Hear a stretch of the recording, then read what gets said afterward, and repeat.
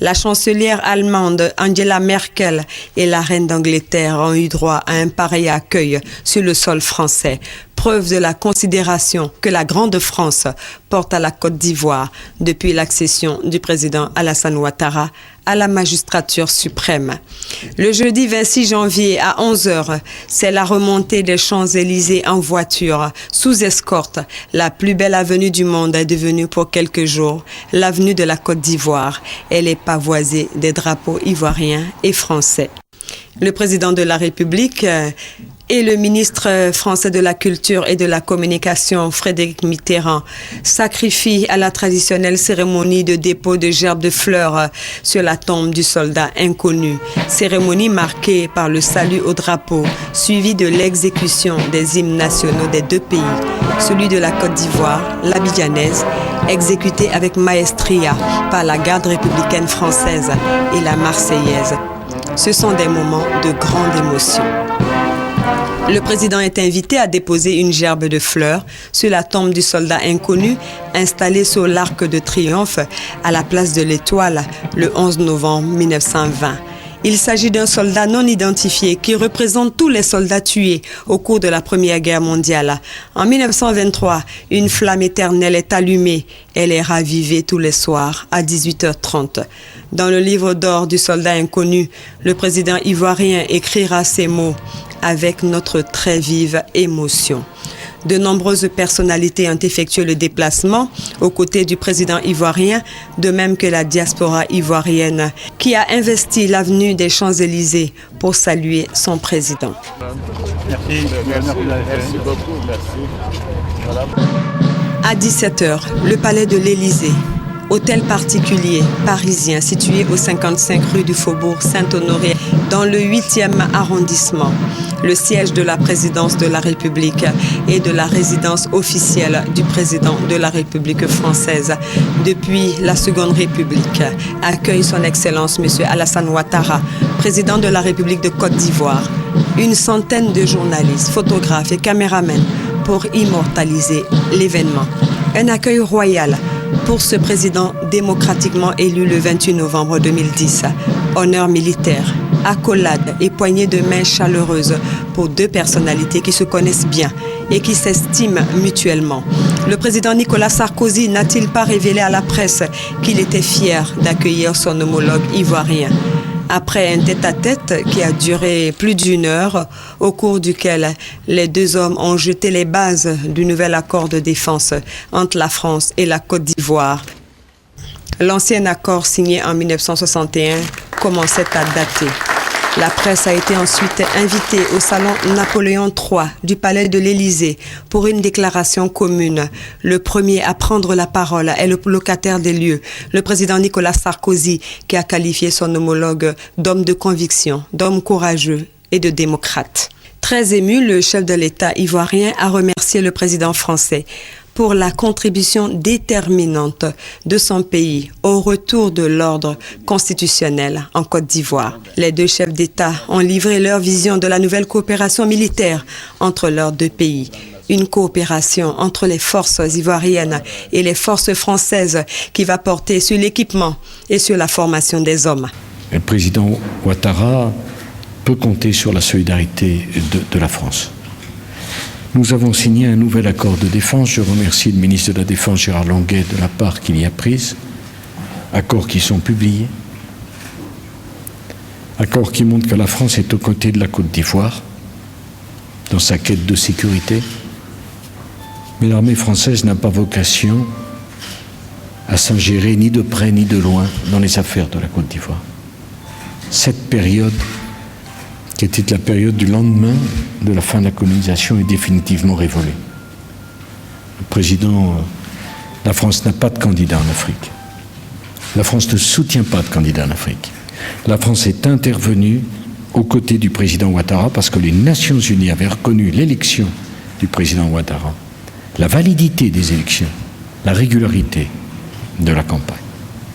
Et maintenant, la France va mettre tout son effort pour aider les Ivoiriens à reconstruire leur pays, à assurer la sécurité pour chacun et à donner un avenir à tous les jeunes Ivoiriens. C'est un traité totalement transparent l'accent est mis sur la formation, sur l'équipement, et nous considérons que ceci est opportun.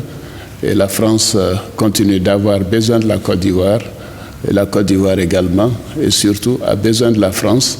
Mais bien entendu, nous souhaitons régler nos problèmes en Côte d'Ivoire, entre Ivoiriens.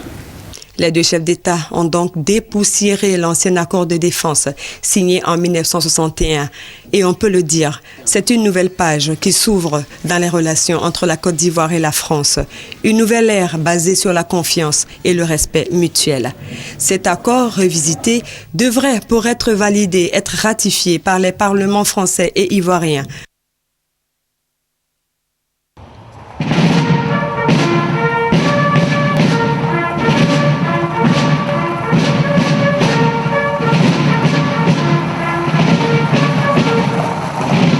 À 20h précises, le couple présidentiel ivoirien arrive à l'Élysée. Il est accueilli sur le perron par le couple présidentiel français.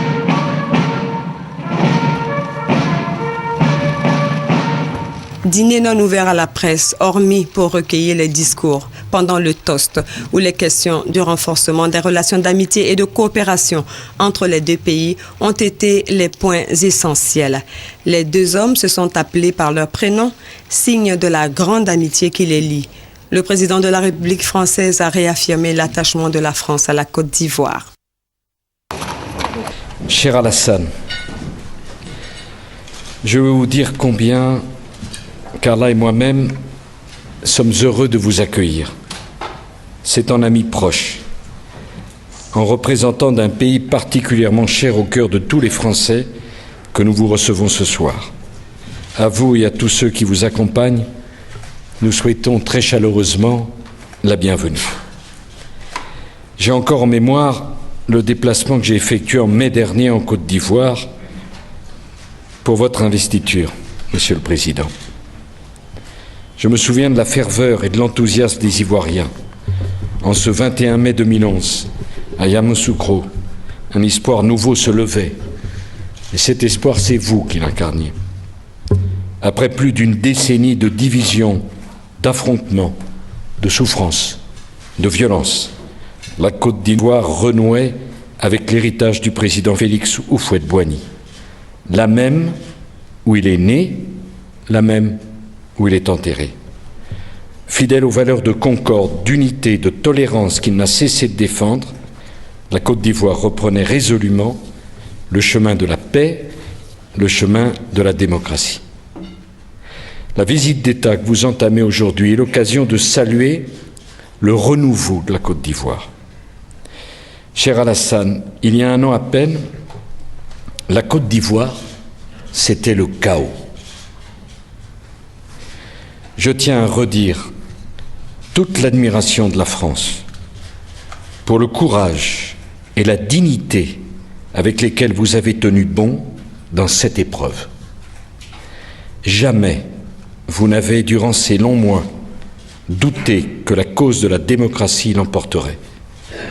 Jamais vous n'avez douté que la volonté librement exprimée par le peuple ivoirien finirait par prévaloir. Et tout au long de cette crise, la France s'est tenue résolument à vos côtés. C'est un grand honneur qui est ainsi fait à mon pays et aux Ivoiriens, dont nul n'ignore l'attachement à la France, notre ami. En effet, la Côte d'Ivoire et la France ont en partage plus d'un siècle d'histoire commune. Ces liens historiques sont renforcés par l'usage de la langue française qui nous permet, nous, une grande ouverture sur le monde.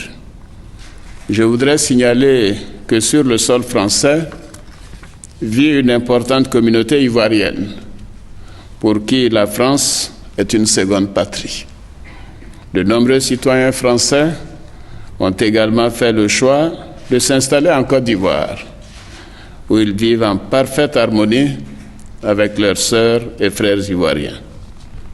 Monsieur le Président, cher Nicolas, depuis son accession à l'indépendance, la Côte d'Ivoire entretient avec la France d'excellents liens d'amitié et de coopération fondée sur le respect mutuel et la volonté commune d'établir un partenariat équitable au bénéfice des Ivoiriens et des Français.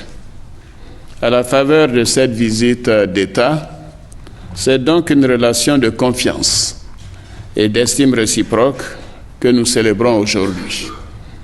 C'est un ami sincère que je rends visite à la France.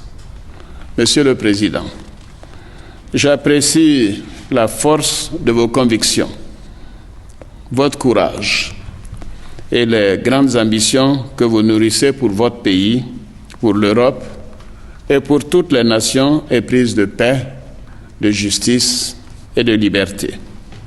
À cet égard, je voudrais remercier la France pour le rôle déterminant qu'elle a joué sous mandat des Nations Unies pour le dénouement de la crise post-électorale dans mon pays. Monsieur le Président, en soutenant l'administration du peuple ivoirien à la démocratie et à la liberté, vous avez évité un génocide. Vous avez sauvé de nombreuses vies humaines. Le peuple ivoirien vous en sera reconnaissant à jamais. Une soirée inoubliable.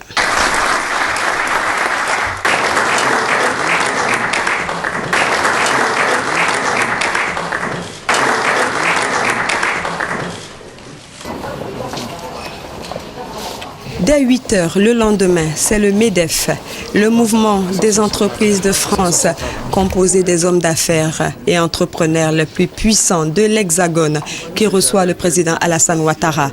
L'hôte de marque de la France, économiste et banquier de renom, a décliné son programme de relance économique et invité les investisseurs français à venir ou à revenir en Côte d'Ivoire, un pays en plein essor. Le FMI prévoit une croissance économique en termes réels en 2012 entre 8 et 9% et en 2012.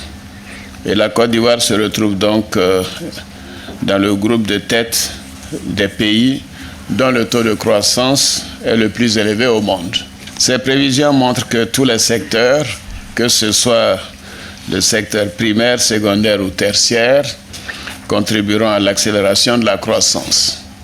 Le taux d'investissement qui était resté en moyenne inférieur à 10% du PIB durant les 10 dernières années devrait augmenter de 5 points de pourcentage en 2012. C'est donc dire le bond spectaculaire qui sera ainsi fait. Et ce taux d'investissement devra continuer d'augmenter. Le ministre français chargé du commerce extérieur a affirmé que la Côte d'Ivoire peut compter sur l'aide de la France.